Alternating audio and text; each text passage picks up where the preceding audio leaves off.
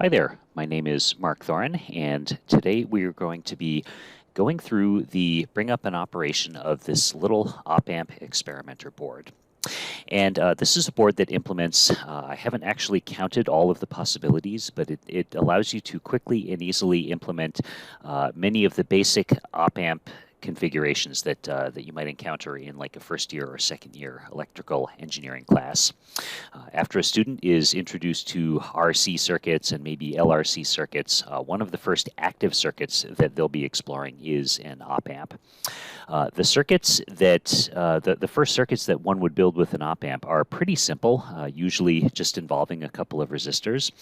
But if you take a room full of 25 or 30 freshman engineering students that have never touched a circuit before and multiply that by all of the things that could possibly go wrong with a little breadboard circuit like this, you end up with an awful lot of time being spent on debugging rather than on building intuition for how op-amp circuits work. And so that was one reason that I wanted to build this board here. One of the other reasons is we've got this very interesting, fun little discrete op-amp circuit up on the Analog Devices Wiki. And there's a couple of different layout options for this. One of them has a little peninsula that fits into a standard op-amp socket, but I kind of wanted to make a SIP version of this so I could stack a row of these in a chain if I wanted to make a multi-op-amp circuit. So I included a little socket for this discrete op-amp as well.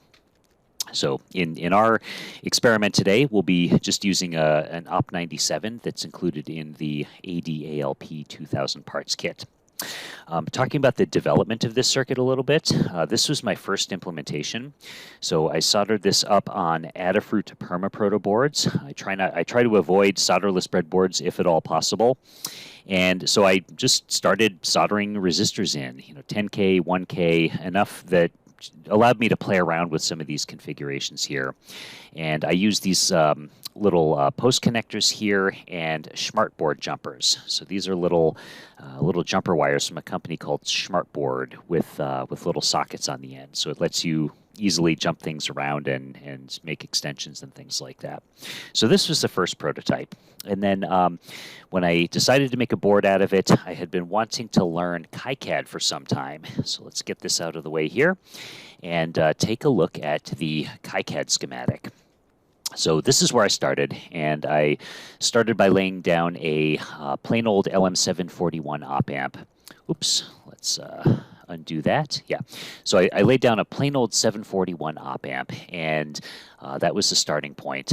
I also wanted the ability to put in a dual op-amp, like an LM358 style device. So I've got a footprint for a dual op-amp with jumper selections, whether you're choosing the first gate or the first op-amp or the second in the package.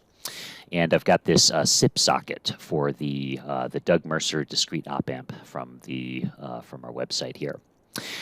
For the null connection, so many single op-amps have the ability to null out the offset of the device. And that's typically done by connecting a potentiometer across two null pins. Sometimes it's pins 8 and 1, sometimes it's pin 8 and 5. And so I actually added an extra pin to the 741 symbol to accommodate that.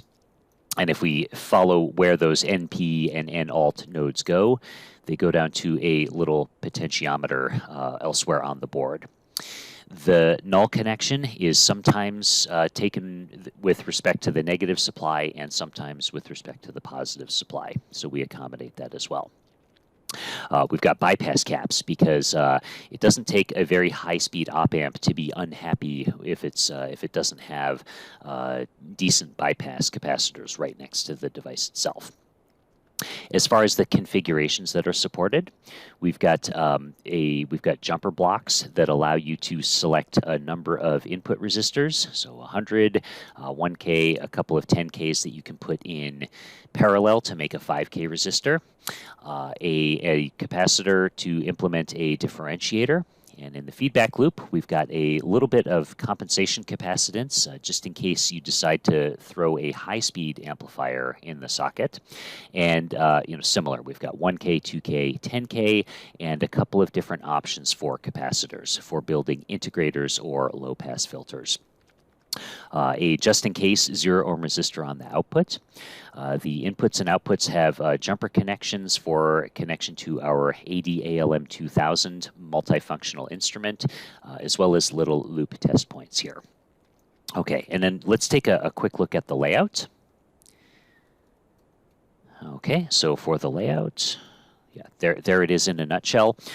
Looks an awful lot like the schematic, and that's one thing to keep in mind as you're doing schematics and layouts is it's not perfect, but if you can keep a logical flow to both the schematic and the layout, it makes things an awful lot easier to debug and for your audience or whoever you're passing the circuit downstream to use and to debug. So you can see I've got jumper connections and test points. What else worth noting here? I'll point out my first error. So I actually connected the null potentiometer wrong. So I do have to make a little slice on one trace and a little blue wire on the reverse side of the board here. But yeah, pretty straightforward. So the KiCad schematic and layout is all well and good, but the next step as you're designing or using a circuit like this is to see what it would do if everything was perfect. And that's where LT Spice comes in.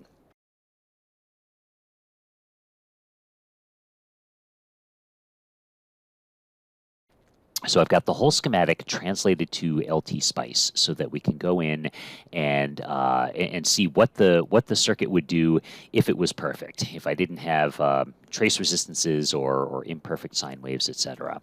And this is really powerful.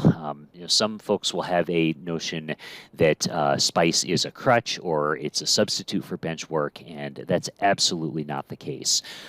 There's great value in having an LT Spice simulation running at the same time as you're playing with the circuit. And so that's exactly what we're going to do here. So let's start out with probably the most basic configuration imaginable, and that is an inverting gain of 1, so a gain of -1. And the way we've set that is we've got a jumper selecting the 1K resistor in the input network and the 1K resistor in the output network. Our non-inverting input is tied to ground, actually through two paths here. I've got a 1K resistor tied to ground and 10K out to my input connections here. So the net result is this pin is grounded. I'm applying my input signal to the left-hand side of this resistor, and my output is the output of the op-amp, and the feedback is through this 1K resistor. Okay, I've set my signal generator for a frequency. Let's take a look at this. So it's a frequency of 1 kilohertz, a DC offset of 0 volts, so centered around ground, and a 1 volt amplitude. So let's run this and see what happens. What happened here? I have a couple of different things here. So let's, oh, bear with me for a second. Okay, so here's, yeah, there we go. Okay, so, and it's exactly as you might expect. My input voltage is the red trace, and you can see that for every volt the red trace goes above ground, the output, the blue trace, goes below ground. So I've got an inverting gain of unity, and I've also plotted the in plus signal just for the sake of completeness here, and you can see that sure enough it's shorted to ground. Okay, with that, let's take a look at the actual circuit and set it up and fire up Scopy so we can look at this thing in operation. Okay, so no circuit works without power, or at least not very many circuits work without power. So the first thing we're going to do is take the power supply output of the AD-ALM 2000 and connect it to the power rails here. So the center pin is the black, and I've got the negative supply, which is white coming out of the M2K. We'll connect that to -S, and then our positive supply is red. So there's our power. And then the next thing that we need to do is connect our input signal. So I'm going to take the positive waveform output.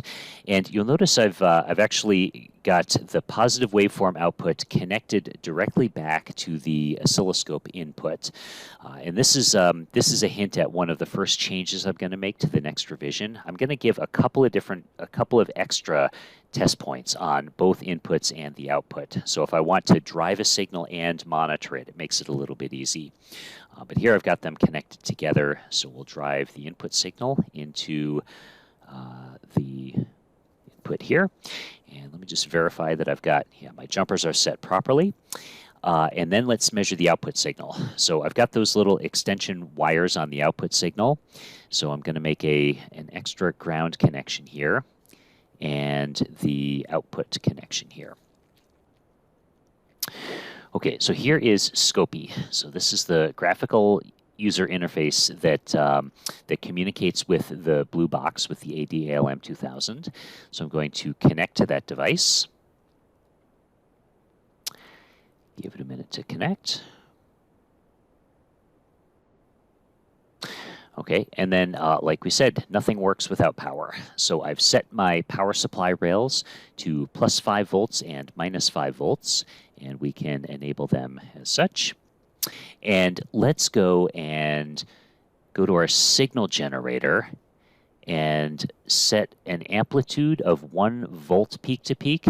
And actually this is an interesting bit of difference in terminology here. You'll notice that when I set an amplitude of 1 volt, my sine wave only goes to half a volt, plus half a volt minus half a volt. And that's because it's volts peak to peak. So I actually want to go 2 volts peak to peak, which translates to a 1 volt amplitude, exactly what I've got here in LT Spice. So let's run this, and then let's go to the oscilloscope and see what we get out of that.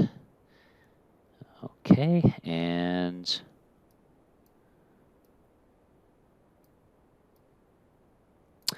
am I missing yep, there we go. So if we set our trigger, and the scales look like they're a little bit off here. Hope we can make that bigger and easier to see. So if I go, the reason why they look like 2 different amplitudes is I've got 5 volts per division on channel 1 and 500 millivolts on channel 2. So it looks like 500 millivolts is a better scale. So let's drop this down to 500 millivolts. And if I set my signals at the same ground, wow, look at that. This is exactly what you want to see. So in simulation, I've got this perfect inversion of the signal, and in reality, measured with the oscilloscope, I've got the same perfect inversion.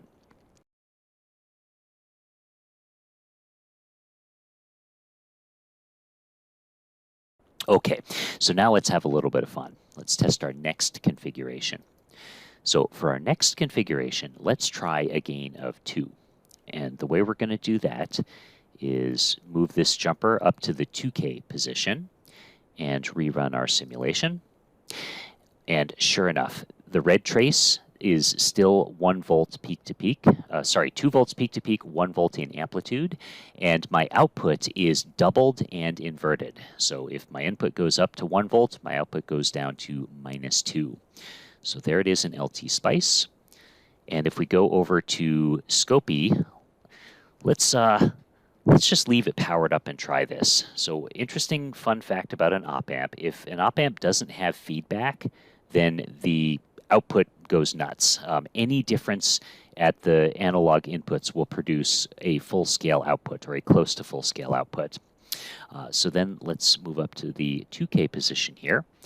And sure enough, we get exactly what we would expect. My input trace is still plus minus 1 volt, and my output is now plus minus 2 volts.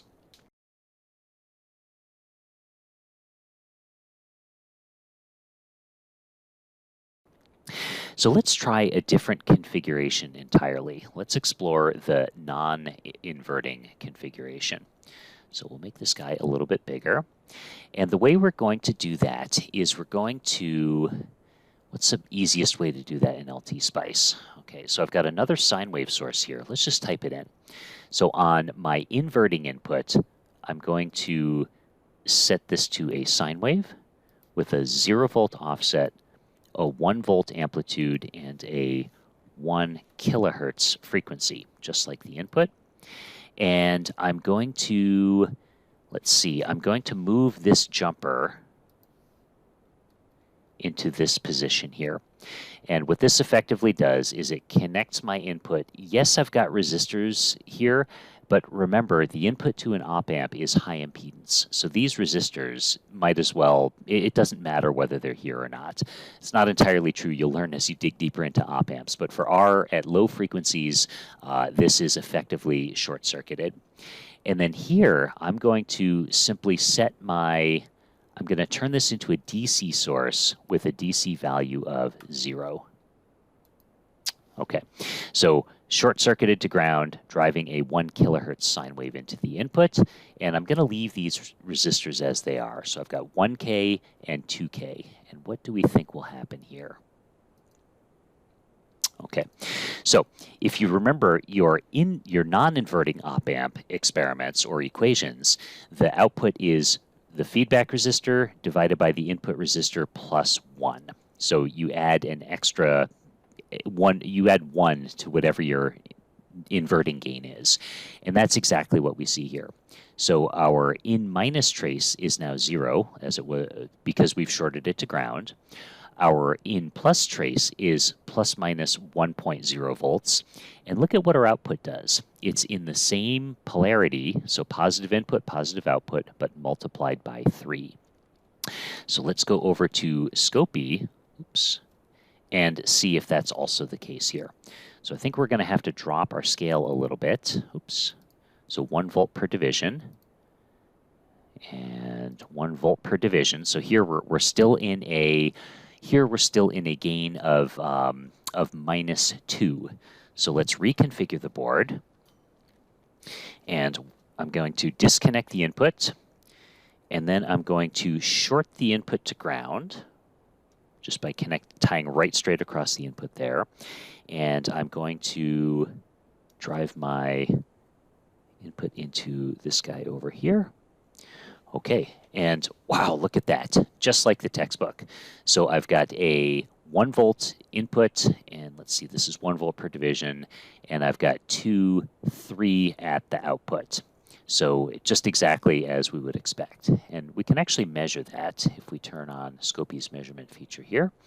So here our peak-to-peak amplitude of my input signal is about 2 volts, and the peak-to-peak of my output signal is about 6 volts, so 3 times as large. Alrighty, are we having fun yet? Good. So let's move on to some more interesting circuits.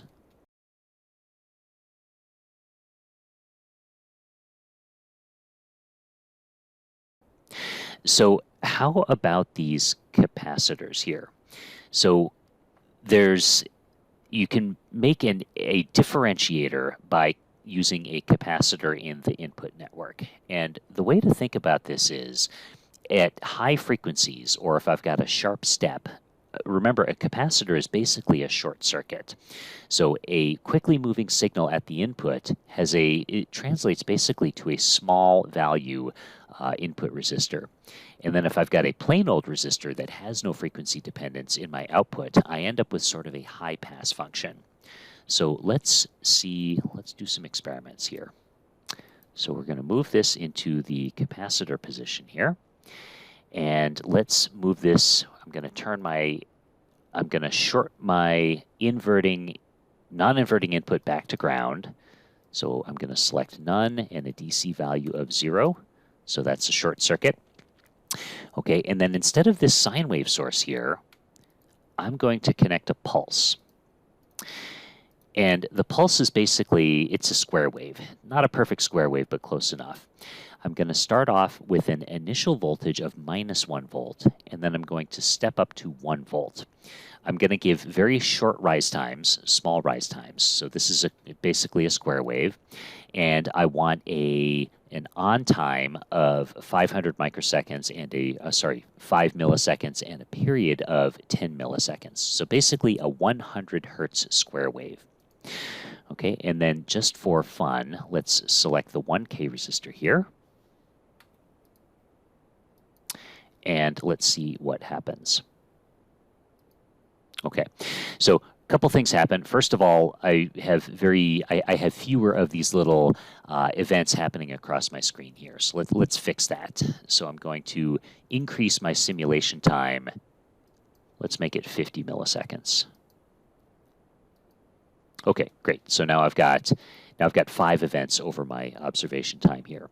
And let's see what's happening here. So the red trace is my input, the green trace is my output. And if we zoom in on one of these guys here, what you see is if my input takes a sharp step down, my output takes a sharp step up, but then it relaxes after a little while here. So remember, the derivative of a step is a sharp pulse. And that's exactly what we've got here. So we're taking the derivative of this signal. And then let's see. Yeah, so let's see if this looks the same in simulation and reality. So we'll zoom to fit. We'll go back over to Scopy. And the first thing we're going to do is go to our signal generator and set it up exactly the same way. I want it to be a square wave. I want my amplitude 2 volts peak to peak, and my frequency to be 100 hertz or 0.1 kilohertz. And then we'll go back over to our oscilloscope, and let's adjust our time base a little bit here. So notice it's a square, and the reason is I haven't adjusted my jumpers yet in a couple of different ways here. So first thing that we'll do is we'll connect our non-inverting input back to ground, and we'll drive our input signal into the input, our feedback network back to 1K, and our input network back to 1K. Wow, look at that. Almost exact. So let's see if we can zoom in a little bit.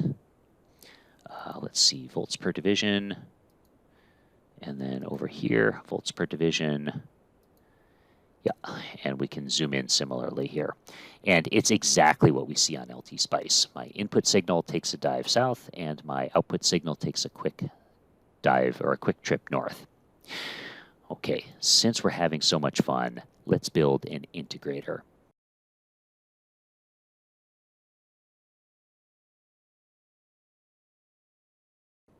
So the way we make an integrator is we move the jumper to a resistor. The input network is a resistor, and the feedback is a capacitor. Oops. Okay, and the thing about an integrator, remember this, remember that a capacitor is an open circuit at low frequencies. So what that means is as my output does something, it's going to, it'll wiggle around and it'll drive current through the capacitor while it's moving. At some point, the output is going to drift so far that it's going to hit the power supply rail and nothing else will happen. So oftentimes you'll see integrators with a larger circuit wrapped around it. So the integrator will be controlling some device that will adjust the feedback to keep things in check here. We don't have that here. We're going to operate this as a raw integrator. So what we're going to try and do is see where we hit the rails. So let's run this. Okay, and sure enough, what we see is as my input, if I have a high input, my output is going to ramp lower, lower, lower, and eventually it's going to hit the rail. The op-amp basically can't drive its output any further. And this actually happens pretty quickly here. So we're going to test out exactly this situation. So we'll go over, let's go back to Scopy. Oops. Okay, and then let's reconfigure, refresh my memory on exactly which values we selected. So it's 1K and 0.1 microfarad. So we'll select 1K and then we'll select 0.1. Look at that. We get exactly the same behavior in simulation and reality. So my input, and I'm going to have to try and explain why we've got that little step there. That could actually be the fact that the op-amp is shorting out and drawing more current. So I'm going to believe the trace over in this location here. And then let's let's get everything. Yeah, there we go. So we'll get everything on the same trace here. Okay, you get the idea. So you notice that this slope is pretty steep, right? As soon as the input travels up to 1 volt, the output immediately starts to slope down. So let's lower the drive level. I'm going to do that by, let's set my initial voltage to minus 0.1 and my on level to 0.1 and see what happens. Okay, so here, now I get the same behavior, but notice that I don't actually hit the rail all the way. Looks like I'm hitting the positive rail, but not necessarily the negative rail. And I get this nice triangle out. So let's try the same thing in reality and see if we get that typical integrator behavior. So back over to the signal generator. Instead of 2 volts peak to peak, I want 0.2.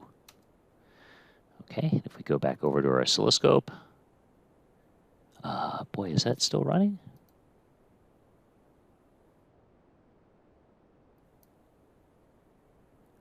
Let's see, it looks like, oh, sorry, I'm not triggering anymore. Yeah, there it is. So I lost my trigger signal. Okay, and sure enough, that's what I see. I get this, I get basically a sawtooth wave. I crash into the negative rail over here, but again, as soon as my input travels below ground again, my output starts to ramp up. So, and let's think about this. We called it an integrator circuit. What is the integral of a steady value? The integral of a steady value is a ramp. The integral of a, remember this is inverting, so the negative integral of a small positive voltage is a small negative slope. The integral of a small negative, or the negative integral of a small negative voltage is a small positive slope. And then let's try one more slope here. We'll go back to the signal generator, and let's make this 400 millivolts peak to peak. Back over to our oscilloscope, and sure enough, I get a much faster slope, and I ramp all the way almost between the 2 rails here. So, yeah, so there is the basic operation of an integrator. Let's try one more circuit because we're having so much fun here.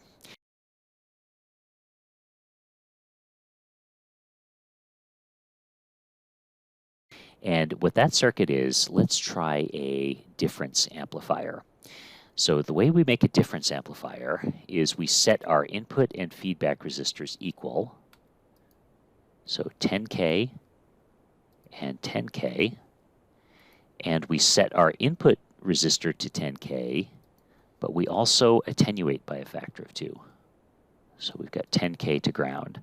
So whatever, if we look at the inverting path in isolation, this is a gain of -1, right? So I've got an input voltage, I've got 10K and 10K, that's a gain of -1. My non-inverting gain is a gain of +2 if I just drive into the input signal. But if I divide by 2 and then multiply by 2, that's a net gain of 1. So this is how I make a difference amplifier. And we're going to try 2 different experiments here. So first, let's leave this pulse generator as is. And let's turn this into a sine wave source. So we'll do a sine wave on the inverting input. So no offset, a 1 volt amplitude, and a 1 kilohertz signal. 1000. Okay, and then over here, we're going to leave our pulse generator as is. So let's run that.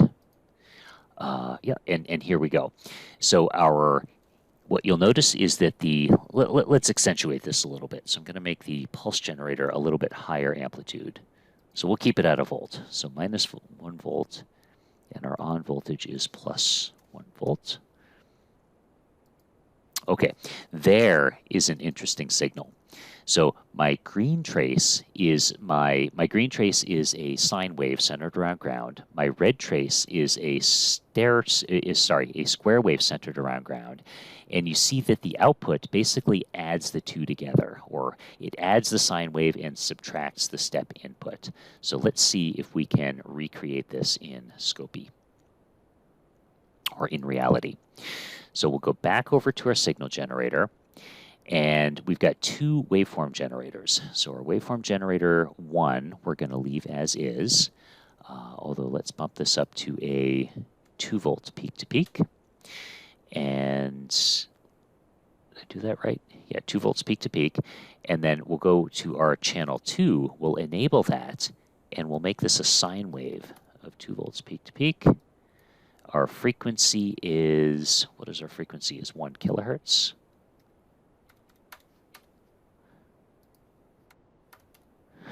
Okay, so 1 kilohertz. And why? It's a little odd that I've got channel 2 at 0. Did I select the wrong? Oh, 2 millivolts peak to peak. Sorry, this is, so 2 volts peak to peak. Yeah, here we go. So same exact, although I have an offset on my sine wave. I think I messed that one up. Yeah, so let's get rid of the offset. 0. Yeah, okay, so this is perfect. So exactly what I have in LT Spice. I've got a square wave on one channel, a sine wave on the other channel. And it looks like the sine wave is on the second waveform output. Okay, so let's configure our circuit that way. So the sine wave is our second signal here. So we'll drive that into in minus. We'll select a 10K input resistor, a 10K feedback resistor, and we're going to select this 10K resistor tied to ground. And I think that should do it. If we go back over to the oscilloscope, there we have it. We've got this strange, wonky signal in LT Spice, and we have exactly the same signal in reality in Scopy here. So there's our difference amplifier. And then since we're having so much fun, let's test one more thing. So a difference amplifier, in theory, if I drive the same signal into both inputs, then I should get nothing at the output. And that's a very important metric for a difference amplifier, is how well do I reject a common signal, or common mode rejection ratio. So let's do a quick and dirty test of common mode rejection ratio. So the way we're going to do that is, let me disconnect. We're going to disconnect this in one signal here, and let's drive, oops, that's not what I wanted. We're just going to draw a trace from the output. We're going to drive the same signal into both inputs here. So in theory, I've got a non-inverting signal and an inverting signal, one with a gain of -1, one with a gain of +1. I should see nothing at the output. And in LT Spice, check it out. My input is fairly huge at this scale. I've got ±1 volt, and my output is at ground. Oh, wait, but is it? If I zoom in here, you'll notice that as my input is changing, I get a little wiggle on the output.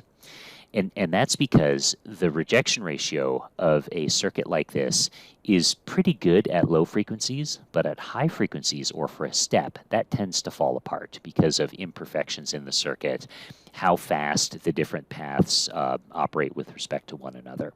So let's measure that in reality and see if we can at least get some sense of whether we see that effect or not. So we'll go back over to Scopy, and we'll refresh our memory on which output. It is the output 1 that is the square wave. Okay, so let's drive. So this is the output 1 is my square wave, and we need to get the same signal into both. So the way we're going to do that is to cheat a little bit. I know that that signal is showing up on every node of this connector here, and we're going to drive that also into the non-inverting input. So same signal on both inputs. And if I look over at the oscilloscope, sure enough, I've got a square wave on channel 1, and I've got nothing on channel 2. But let's take a really close look. Okay, so is there anything going on here? Let's go back over to channel 2, and let's zoom in on volts per division. Minus. Oh, look at that. 200 millivolts. Oops. And there we have it. So here, we've got a 1 volt signal wiggling around or banging around on both inputs here. And at the output, this is 20 millivolts per division. So at the output, I've got a couple of millivolts, and I see this little artifact here, this little spiky here. So here we're measuring. This is a pretty good difference amplifier, but it's not perfect. Okay, and with that, I think that's where we'll end. We've covered most of the basic circuits that this little board will implement. So yeah, I guess in the future maybe we should look at the offset voltages and how to null out the offsets to make that more perfect. And yeah, hopefully this was interesting.